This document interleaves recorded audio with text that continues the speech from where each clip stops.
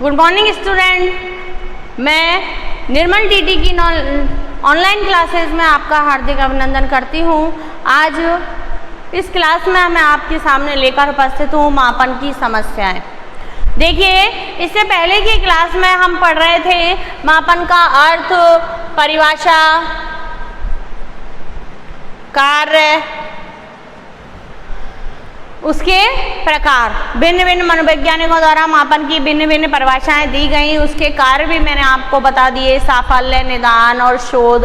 और पिछली क्लास में हमने पढ़ा था मापन के प्रकार। दो प्रकार के दो भाग बताए थे मापन के हमने, मानसिक मापन और भौतिक मापन। कौन कौन से? मानसिक मापन और भौतिक मापन।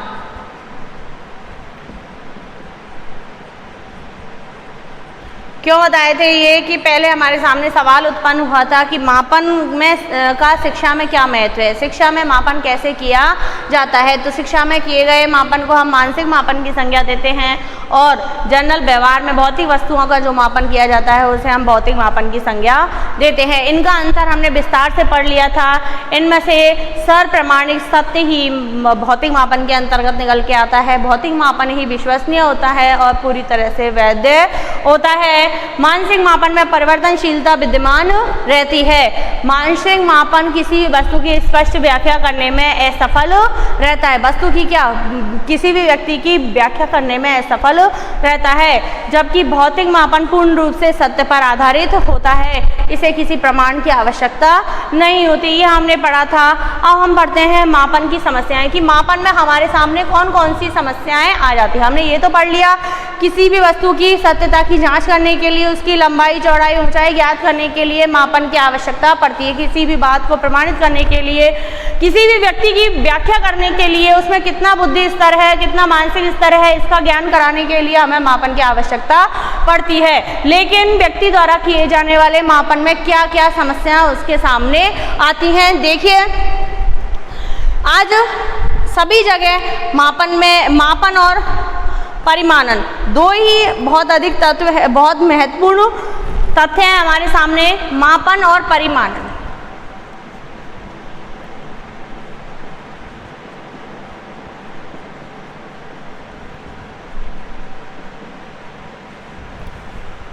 दो तथ्य इंपॉर्टेंट हैं, मापन और परिमाणन। देखिए क्या है मापन और परिमाणन? Measurement and quantity, measurement and quantification, यानी किसी वस्तु की माप और किसी की क्वांटिटी। ये कितने वजन की है, इस चीज का पता हमें किससे लगता है? परिमाणन से लगता है। तो यह दोनों तत्व, ये दोनों शब्द हमारे लिए बहुत महत्वपूर्ण है। इन किसी भी समस्या का जब हमें समाधान निकालना है तो इन दोनों तत्वों से हमें गुजरना होता है। इनके तथ्यों की जांच, इनके आंकड़ों की जांच हमें करनी पड़ती है। वह आंकड़े हमारे लिए बहुत महत्वपूर्ण होते हैं। देखिए, मापन और परिमाणन की दिशा में जो विकास हुआ उसमें कई प्रकार की तकनीकें हमारे सामने आई, कई प्रकार की मापनियाँ हमारे सामने आई।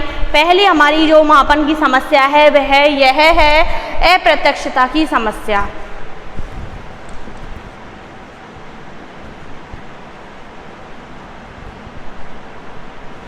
अप्रत्यक्षता की समस्या।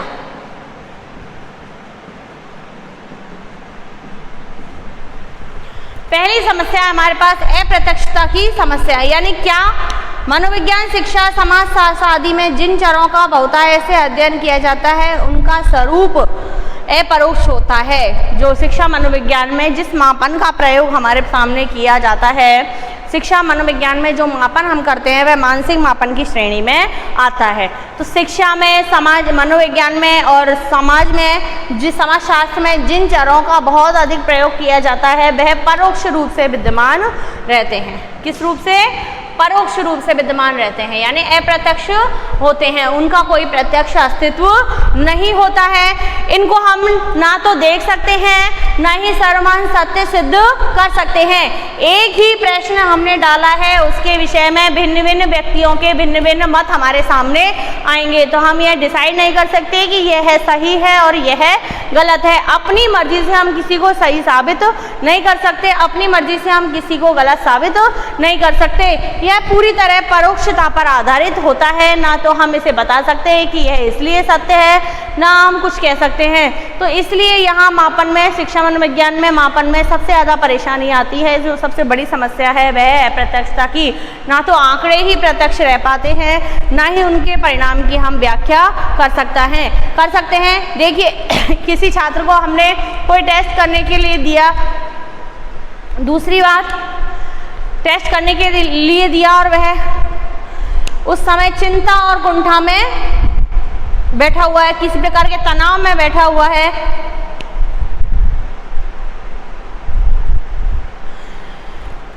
अप्रत्यक्षता की समस्या में देखिए, अनुसंधानकर्ता किसी छात्र की, जैसे अनुसंधानकर्ता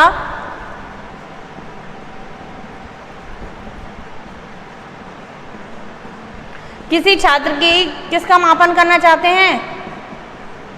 चिंता व कुंठा स्तर का मापन करना चाहते हैं। कोई अनुसंधानकर्ता छात्र की चिंता और कुंठा स्तर का मापन करना चाहते हैं, तो चिंता और कुंठा का मापन प्रत्यक्ष रूप से किया जा सकता है कि हाँ, मुझे ये चिंता इतनी साइज की है, ये चिंता इतनी बड़ी है।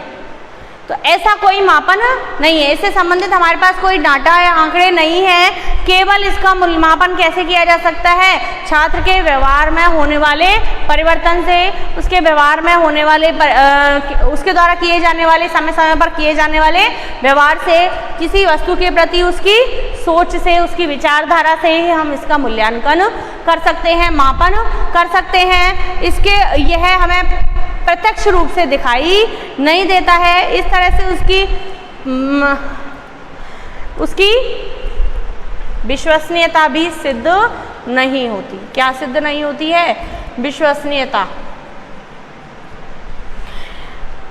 जबकि भौतिक मापन में जो आंकड़े प्राप्त होते हैं, जो मापन किया जाता है, वह पूरी तरह से विश्वसनीय होता है। जबकि यहाँ पर जो आंकड़े प्राप्त हैं वह परोक्ष रूप में प्राप्त हैं, और परोक्ष रूप से प्राप्त आंकड़ों के आधार पर हम विश्वसनीय परिणाम प्रदान नहीं कर सकते हैं। आधुनिक युग में समाज में वैज्ञानिक और व्यवहार पर वैज्ञानिक मापन में अप्रत्यक्षता की समस्या का समाधान करने के लिए बहुत सारे प्रयत्न किए गए हैं, जिन्हें कि मापनीय कहा जाता है। लेकिन अप्रत्यक्षता की समस्या वर्तमान में पूरी तरह से बनी हुई है, जो कि परोक्ष रूप से हमें दिखाई देती है। जो भी परिणाम होता है वह परोक्ष पर आधारित होते हैं, प्रत्यक्ष नहीं होते हैं, जिनको हम किसी प्रकार से किसी दूसरे व्यक्ति के विषय में प्रमाणित नहीं कर सकते। दूसरी समस्याएं हमारी त्रुटियों से संबंधित समस्याएं।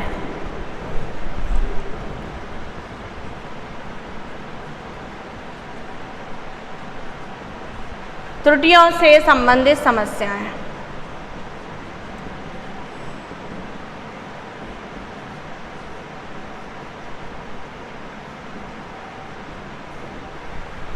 पहली थी हमारी अप्रत्यक्षता की समस्या, दूसरी हमारी त्रुटियों से संबंधित समस्याएं, प्रॉब्लम्स रिलेटिंग ऑफ एरर्स। देखिए, त्रुटियों से संबंधित समस्याएं क्या है?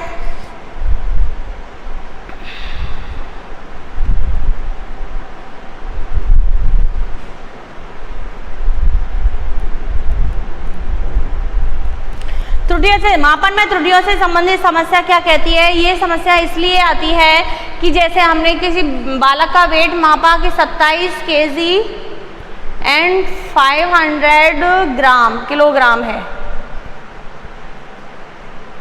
ठीक है। ये हमने मापा कि ग्राम है, 500 ग्राम है, 27 किलो 500 ग्राम है।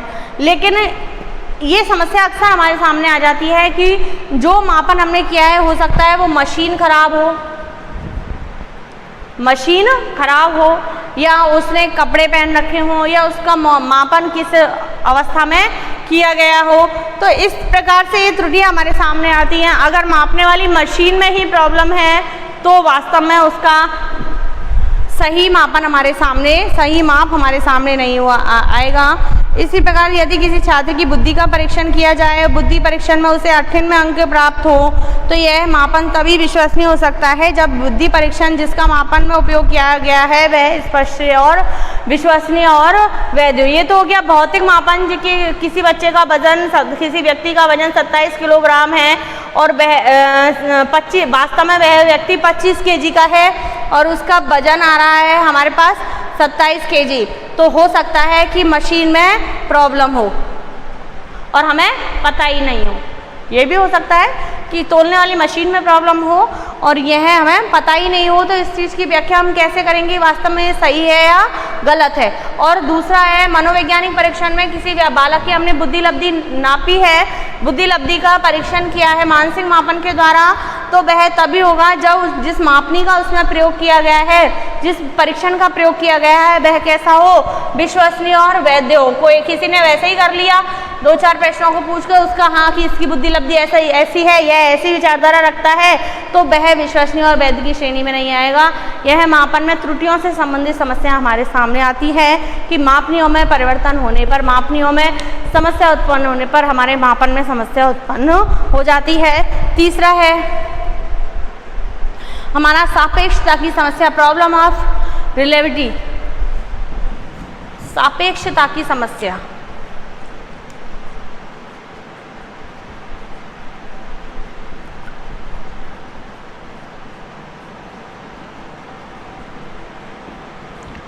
सापेक्षता की समस्या, सापेक्षता का मतलब है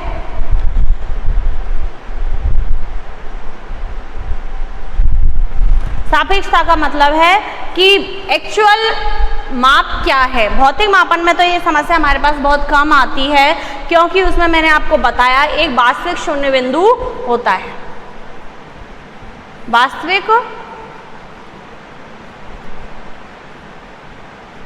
शून्य बिंदु होता है, जबकि मानसिक मापन में कोई वास्तविक या वैज्ञानिक शून्य बिंदु हमारे पास नहीं होता है। तो हमें सिद्ध करने में समस्या आती है, उसको निकालने में समस्या आती है कि वास्तव में उसका बुद्धि लेवल क्या है। जबकि भौतिक मापन में हमारे पास एक निर्धारित शून्य बिंदु होता है, वहाँ से हम स्टार्ट करते हैं मापना, किसी चीज़ की, किसी वस्तु की माप लेना, वहीं से स्टार्ट करते हैं शून्य से। अगर शून्य है तो इट मीन्स उसका कोई माप नहीं है, कोई भार नहीं है, कोई लंबाई चौड़ाई ऊंचाई नहीं है। लेकिन मानसिक मापन में ये हमारे सामने समस्या रहती है कि इसमें कोई वास्तविक शून्य बिंदु नहीं पाया जाता है।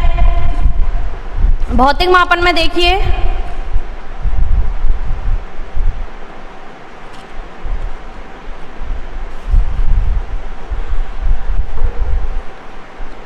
भौतिक मापन में वास्तविक शून्य बिंदु का अभिप्राय यही है कि यह मापा गया गुण और विशेषता पूर्ण रूप से अनुपस्थित नहीं है। अगर उसे शून्य पाया जाता है, भौतिक मापन में हमारे पास किसी वस्तु की लंबाई शून्य पाई जाती है, तो हम ये कह सकते हैं कि इसकी जो गुण और विशेषताएं हैं वह पूरी तरह से इसमें अनुपस्थित है। ना तो इसकी कोई लंबाई है, ना इसकी कोई चौड़ाई है, ना ही कोई इसकी ऊंचाई है। लेकिन मानसिक मापन में जब हम बुद्धि लब्धि का परीक्षण करते हैं, जब हम उसके मानसिक स्तर का परीक्षण करते हैं, जब उसके कौशल को हम जांचते हैं, अभिरुचियों का हम अनुमान लगाते हैं, तो वह परिवर्तित ही हमें दिखाई देती हैं। उनका कोई वैज्ञानिक शून्य बिंदु निर्धारित नहीं किया गया है कि यह हमें यहाँ से शुरू करना है। इस प्रकार का कोई शून्य बिंदु नहीं पाया जाता है।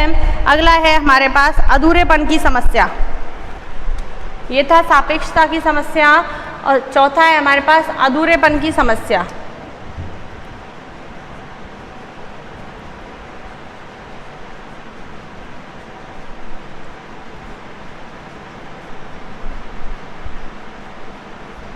अधूरेपन की समस्या देखिए कैसे अधूरेपन की समस्या।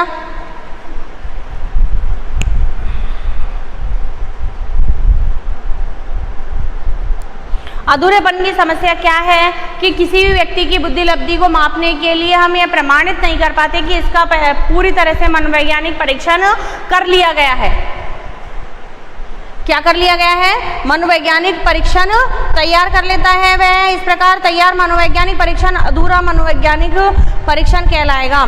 यानी कि यह कठिनाई आती है कि प्रत्यय से संबंधित अर्थ अनुसंधानकर्ता को स्पष्ट ही नहीं होता है, फिर भी वह प्रत्यय के मापन के लिए परीक्षण तैयार कर लेता है। जैसे किसी को बुद्धि लब्धि का मापन करना है और बुद्धि लब्धि से संबंधित तथ्य ही उसको समझ में नहीं आया, या उसके आंकड़े ही उसके पास नहीं है और फिर भी उसने एक मापनी तैयार कर ली, तो यह अधूरेपन की समस्या से वह ग्रसित होता है। उसके द्वारा किया गया परीक्षण हमेशा अधूरा ही कहलाएगा, वह पूरा नहीं, यानी आंकड़े हमारे पास पूरे नहीं है तो हम उसका मापन कैसे कर सकते हैं। ठीक यही चीज़ भौतिक मापन में भी आती है कि हमने किसी चीज़ की लंबाई, चौड़ाई, ऊंचाई, भार, किसी वस्तु मशीन की गति यदि नापनी चाहिए है और उसके दूरी के बारे में ही हमें नहीं पता है, उसकी लंबाई, चौड़ाई, उसके पार्ट्स ही अधूरे हैं, तो हम उनका ये आंकड़े जब हमारे पास अधूरे हैं तो हम उनका मापन ठीक प्रकार से नहीं कर सकते हैं। ये होती है हमारी अधूरेपन की समस्या। अगला है परिशुद्धता की समस्या। परिशुद्ध, प्रॉब्लम ऑफ प्रिसिशन, परिशुद्धता की समस्या।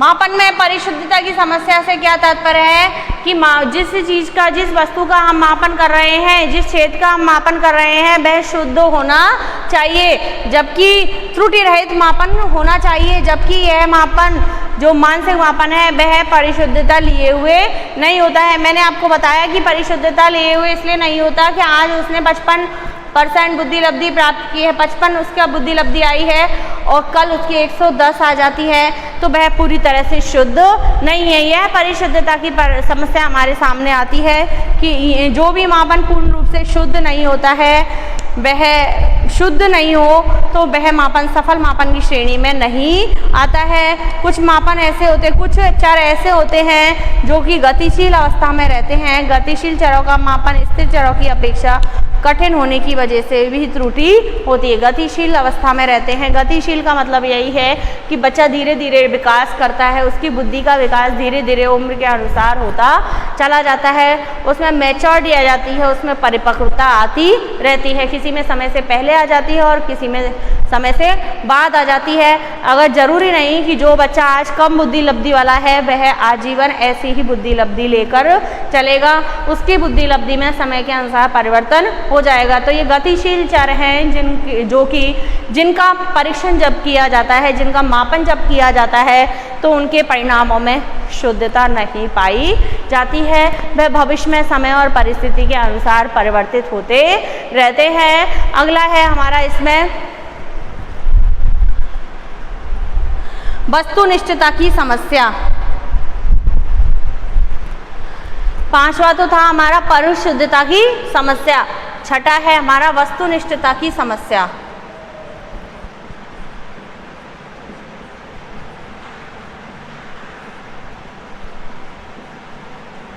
वस्तुनिष्ठता की समस्या क्या है? वस्तुनिष्ठ यानी प्राप्त परिणाम वस्तुनिष्ठ होने चाहिए, जबकि मापन ये कहता है कि जब मापन किया जाता है तो जब परिणाम प्राप्त होते हैं वह वस्तुनिष्ठ होने चाहिए, किसी भी परिस्थिति में परिवर्तित नहीं होने चाहिए।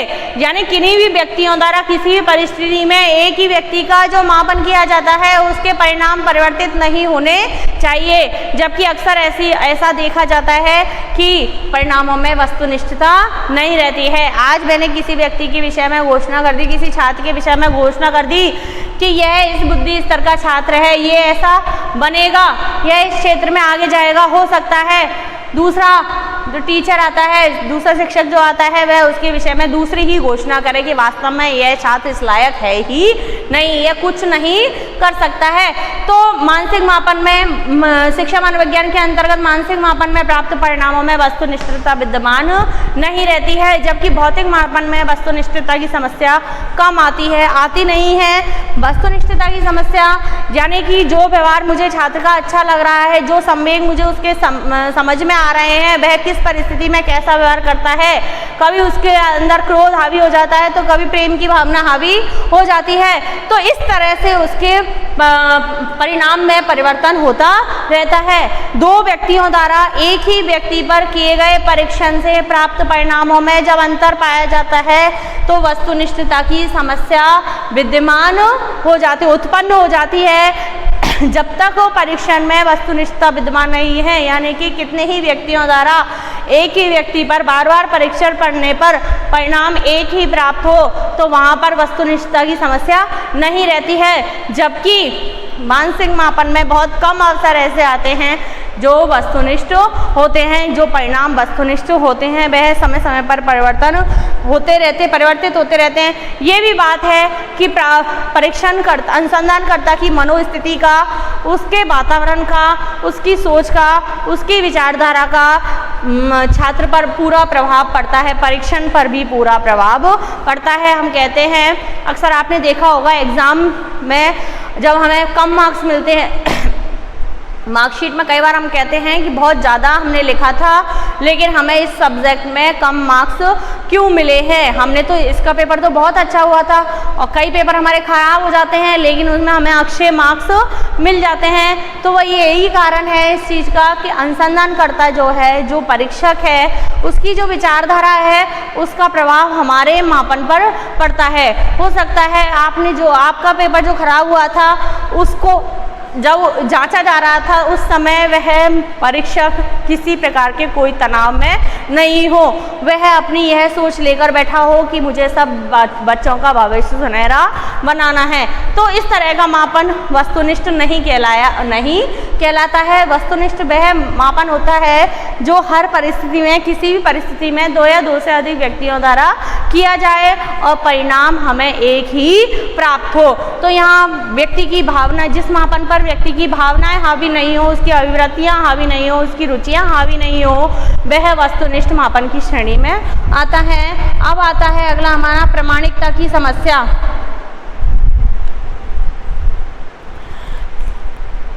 उसका आंसर एक ही हो, प्रामाणिकता की समस्या।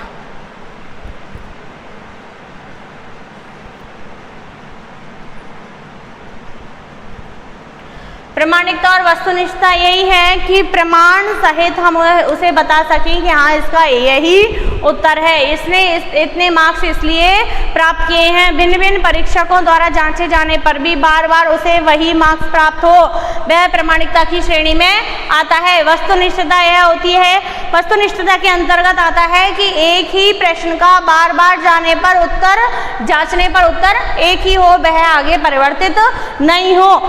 जबकि प्रामाणिकता ये कहती है कि भिन्न भिन्न परीक्षकों द्वारा जब व्यक्ति का मूल्यांकन किया जाए, मापन किया जाए तो उसमें कोई अंतर नहीं पाया जाए, तो जितनी बार उसकी जांच की जाए बार बार परिणाम एक ही प्राप्त हो, वह प्रामाणिकता कहलाती है। लेकिन मापन में अधिकतर वस्तुनिष्ठता और प्रामाणिकता उपलब्ध नहीं हो पाती है। निबंधात्मक परीक्षा में वस्तुनिष्ठता विद्यमान नहीं रहती है, ना ही उसमें प्रामाणिकता रह पाती है। ऑब्जेक्टिव क्वेश्चन में वस्तुनिष्ठ परीक्षा में प्रामाणिकता फिर भी आ जाती है, अधिकांशतः पाई जाती है।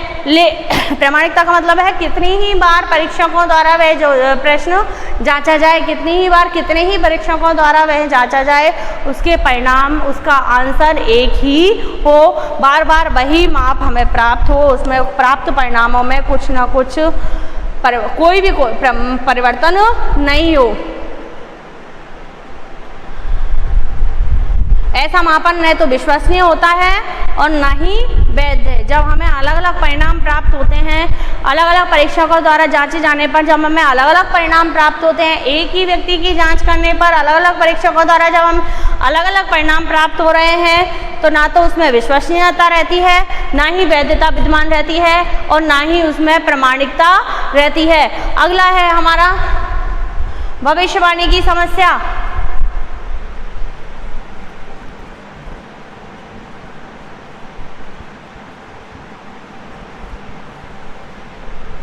भविष्यवाणी की समस्या। भविष्यवाणी क्या कहती है? देखिए, भविष्यवाणी का तात्पर्य है हम किसी भी व्यक्ति के विषय में यह प्रमाणित कर दें, यह भविष्यवाणी कर दें कि यह इस क्षेत्र में आगे जाएगा, यह सर्वमान्य सत्य है। मनोवैज्ञानिक तथ्य मापन के आधार पर भविष्यवाणी किसी व्यवहार विशेष के संबंध में तभी सही की जा सकती है जब मापन में क्या विद्यमान हो, ये तीनों ही चीज विद्यमान हो, परिशुद्धता विद्यमान हो, वस्तुनिष्ठता विद्यमान हो, प्रामाणिकता विद्यमान हो, तब ही किसी के विषय में क्या की जाती है, भविष्यवाणी की जा सकती है। अन्यथा किसी के विषय में कोई भविष्यवाणी हमारे द्वारा नहीं की जा सकती। जैसे भौतिक मापन में तीनों ही चीज विद्यमान रहती हैं। किसी भी वस्तु को कितनी भी बार मापो, वह आज ये इतनी साइज की है तो कल भी उतना ही आकार उसका विद्यमान रहेगा, तो हम उसके विषय में भविष्यवाणी कर सकते हैं कि एक टेबल इतने आकार की होती है, यह टेबल इतने आकार की है, यह टेबल इतने आकार की थी, यह टेबल इतने आकार की रहेगी। लेकिन मानसिक मापन में हम इस प्रकार की कोई भविष्यवाणी नहीं कर सकते। अगर मापन पूरी तरह से परिशुद्ध नहीं हो, मापन में वस्तुनिष्ठता विद्यमान नहीं हो और मापन में प्रामाणिकता विद्यमान नहीं हो, तो भविष्यवाणी की समस्या हमारे सामने रहती है। जब मनोवैज्ञानिक मापन और व्यवहारिक विज्ञानों में मापन में प्रामाणिकता, वस्तुनिष्ठता, परिशुद्धता की आवश्यक रूप से कमी पाई जाती है। मैंने एक एग्जाम्पल दिया ना अभी कि कोई भी बालक कितना बुद्धि स्तर लेके बैठा है, इसके विषय में हम कोई भविष्यवाणी नहीं कर सकते। हो सकता है वह आज पूरी तरह से वह बालक आज बहुत अधिक बुद्धि लब्धि लेकर बैठा हो, लेकिन कल उसका बुद्धि स्तर परिवर्तित होगा, अवश्य होगा। जरूरी नहीं कि वह आज उसमें बुद्धि नहीं है तो कल उसमें बुद्धि नहीं आएगी, उसका बुद्धि लेवल नहीं बढ़ेगा। मैंने देखी, एक एग्जांपल देती हूँ, मेरे लाइफ में ऐसे कई सारे अनुभव हैं, मेरे आसपास ऐसे कई सारे व्यक्ति हैं जो बहुत कम परसेंटेज से पास हुए थे, यानी जो हमारे साथ पढ़ने के बावजूद भी ऐसा लगता था, या क्लास में ही देख लो, कई बच्चे ऐसे होते हैं जिनको हम बार बार रटाते हैं, बार बार कहते हैं कि आपके द्वारा पढ़ा जाना चाहिए, लेकिन वह नहीं पढ़ पाते। और बाद में जब वो मार्कशीट लेने आते हैं, टीसी लेने आते हैं, करेक्टर सर्टिफिकेट लेने आते हैं, या बाद में जब हमसे कहीं मिलते हैं तो हम उनको उच्च पद पर आसीन देखते हैं। क्यों? उनका बुद्धि लेवल बढ़ गया, उनकी सोच परिपक्व हो गई, उनमें परिपक्वता आ गई। तो इस प्रकार से मानसिक मापन के परिणामों में समस्या उत्पन्न हो जाती है। इन समस्याओं का निराकरण नहीं किया जा सकता, तभी किया जा सकता है जब अनुसंधानकर्ता को बहुत अधिक अनुभव हो, वह अधिक प्रमाणीकृत मापनियाँ तैयार कर चुका हो, वह बालक के बुद्धि कौशल में भविष्य में परिवर्तन होता रहता है, उसकी आदतों में भी परिवर्तन होता है, उसकी अभिवृत्तियों में भी परिवर्तन होता है, उसकी अभिरुचियों में भी परिवर्तन होता है। तो मापन और परिमाणन की ये समस्याएं थी हमारे पास 8 मैंने बताई समस्याएं। अप्रत्यक्षता की समस्या, जो भी मापन किया जाता है वह परोक्ष रूप से किया जाता है, उसके प्रत्यक्ष आंकड़े हमारे पास नहीं रहते हैं। यह समस्या ज़्यादातर किसमें आती है? मानसिक मापन में आती है, जबकि भौतिक मापन में अप्रत्यक्षता की कोई समस्या हमारे सामने नहीं रहती है, क्योंकि उससे संबंधित आंकड़े हमारे पास विद्यमान रहते हैं। दूसरा है हमारा त्रुटियों से संबंधित समस्याएं। अगर किसी वस्तु का मापन हम कर रहे हैं और उसके पर्याप्त आंकड़े हमारे पास विद्यमान नहीं हैं, आंकड़े के अलावा यदि जैसे हम उसका वेट ज्ञात कर रहे हैं तो उसकी वेटिंग मशीन में ही प्रॉब्लम है, यदि हम उसके किसी कमरे में उत्पन्न प्रकाश की जांच कर रहे हैं और लाइट ही नहीं है कि इसमें प्रकाश कितना फैलता है, लाइट ही नहीं आ रही है, तो इस प्रकार के भौतिक मापन में इस प्रकार की त्रुटियां से वह संबंधित हो जाता है। अगला है हमारा सापेक्षता की समस्या। सापेक्षता की समस्या ये कहती है कि कोई भी सापेक्षता की समस्या का मतलब है कि जो मानसिक मापन होता है उसमें कोई भी वास्तविक बिंदु नहीं होता है, उसका कोई निर्धारण स्केल नहीं होता है, शुरुआती कोई बिंदु नहीं होता है, जबकि भौतिक मापन में एक वास्तविक वैज्ञानिक बिंदु विद्यमान रहता है, वास्तविक शून्य विद्यमान रहता है, जहाँ से हम उसे शुरू कर सकते हैं। अगर हमारा स्केल शून्य पर आके दिखता है तो इट मीन्स उसके विषय में सर्वमान्य तथ्य है कि इसकी ना तो कोई लंबाई है, ना चौड़ाई है, ना ही इसकी कोई ऊंचाई है, यानी इसकी लंबाई चौड़ाई ऊंचाई बिल्कुल शून्य पर आधारित हैं। चौथा है हमारा अधूरेपन की समस्याएं। अधूरेपन की समस्याएं ये हैं, जब तक कोई अनुसंधानकर्ता किसी वस्तु के विषय में, किसी व्यक्ति के विषय में, किसी मापन के विषय में, किसी परीक्षण के विषय में पूरे तथ्य एकत्रित नहीं कर लेता, पूरी जानकारी एकत्रित नहीं कर लेता और बिना जानकारी के वह मापनियाँ तैयार कर देता है, अपने परीक्षण का निर्माण कर देता है, तो उसमें अधूरापन पाया, उसके द्वारा जो प्राप्त परिणाम है वह अधूरेपन को लिए हुए होते हैं। अगर हम कहते हैं, कई बार आपने भौतिक मापन में भी सुना होगा, हम कहते हैं कि हमारा जो पेपर है वह आउट ऑफ सिलेबस आया था, या एक ही गाइड में से, एक ही किताब में से, एक ही लेसन में से सारा पेपर आ गया, यानी उसमें परीक्षण का मतलब है, प्रश्न पत्र का मतलब है वह समग्रता लिए हुए हो, वह व्यापकता लिए हुए हो। लेकिन अगर किसी परीक्षक ने उसका व्यापक अध्ययन नहीं किया है और किसी एक टॉपिक को लेकर पूरे प्रश्न पत्र का निर्माण कर दिया है और प्रश्न पत्र का निर्माण कर दिया है, तो भी उसके द्वारा जो प्राप्त परिणाम होंगे वह अधूरेपन की समस्या से ग्रसित होंगे। उसको हम पूर्ण मापन नहीं कह सकते, पूर्ण मापन की श्रेणी में उसको नहीं रखा जा सकता, क्योंकि परीक्षण का मतलब है, मापन का मतलब है सर्वांगीण मूल्यांकन, और वह सर्वांगीण मूल्यांकन नहीं हो सकता। परिशुद्धता की समस्या, मापन के द्वारा प्राप्त परिणाम, यदि हम परीक्षण के द्वारा प्राप्त परिणाम क्या होने चाहिए, शुद्धता लिए हुए होने चाहिए। शुद्धता का मतलब क्या है? शुद्धता का मतलब है कि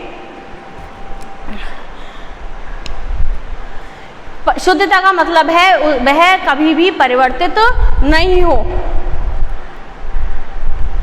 यानी कि वर्तमान में जो हमने उसका मापन किया है, उसके वर्तमान में हमें जो परिणाम प्राप्त हुए हैं, भविष्य में भी उसके परिणाम वैसे ही रहें, परिशुद्ध रहें, उसमें कोई भी अंतर नहीं पाया जाए। दूसरा है हमारा वस्तुनिष्ठता की समस्या। वस्तुनिष्ठता कहती है कि एक प्रश्न का एक ही आंसर होगा, तब वह परीक्षण वस्तुनिष्ठ परीक्षण कहलाएगा, तब मापन में वस्तुनिष्ठता आएगी। यदि मेरे द्वारा ये आंसर सही है और दूसरे परीक्षक ने उसे चेक किया है, जांचा है, तो वह दूसरा आंसर सही करता है, तो यह वस्तुनिष्ठता की समस्या को लिए हुए होता है। प्रामाणिकता की समस्या। प्रामाणिकता ये कहती है कि जितनी भी बार, जितनी ही परीक्षकों द्वारा एक व्यक्ति का यदि मूल्यांकन किया जा रहा है और बार बार उसे एक ही तरह के अंक प्राप्त हो रहे हैं, तब तो वह प्रामाणिक परीक्षण कहलाता है। यदि भिन्न भिन्न व्यक्तियों के द्वारा मूल्यांकन किए जाने पर छात्र को भिन्न भिन्न अंक प्राप्त हो रहे हैं, तो वह मापन प्रामाणिकता लिए हुए नहीं होता है। 8वां है भविष्यवाणी की समस्या। मापन ऐसा होना चाहिए, मापन का आधार ये है, मापन का जो क्षेत्र है वह ये है, मापन का जो मेन कार्य है वह यह है कि वह किसी भी व्यक्ति के विषय में भविष्यवाणी करने वाला होना चाहिए। अगर परीक्षण के द्वारा हम किसी के विषय में किसी प्रकार की घोषणा नहीं कर सकते, तो वह उपयुक्त मापन नहीं कहलाता है। यह थी मापन से संबंधित समस्याएं, जिनका हमने आज विस्तार से अध्ययन किया कि मापन वास्तव में क्या होता है, मापन करने में अनुसंधानकर्ता को, परीक्षक को किन किन समस्याओं का सामना करना पड़ता है। आगे कल पढ़ेंगे। धन्यवाद।